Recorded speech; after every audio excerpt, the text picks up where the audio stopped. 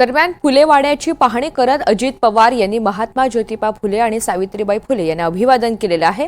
फुलेवाड्यामध्ये भव्य स्मारक उभारण्याचे प्रयत्न सध्या सुरू असल्याचं अजित पवार यांनी सांगितले। लोकांनी जमिनी दिल्या तर त्यांचं चांगल्या ठिकाणी पुनर्वसन करू असंही अजित पवार यांनी म्हटलंय।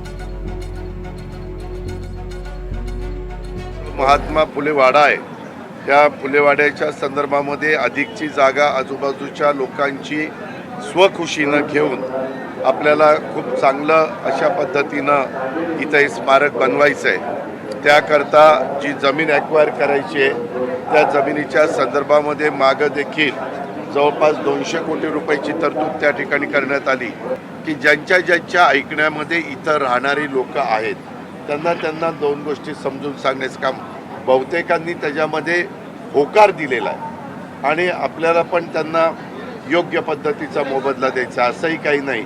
आमचा प्रयत्न हा आहे की ते इथून गेल्यानंतर त्यांनाही तेवढंच चांगल्या याच्यापेक्षा चांगल्या घरामध्ये त्यांच्या कुटुंबांना त्यांच्या मुलाबाळांना राहता आलं पाहिजे, हाच आमचा प्रयत्न आहे।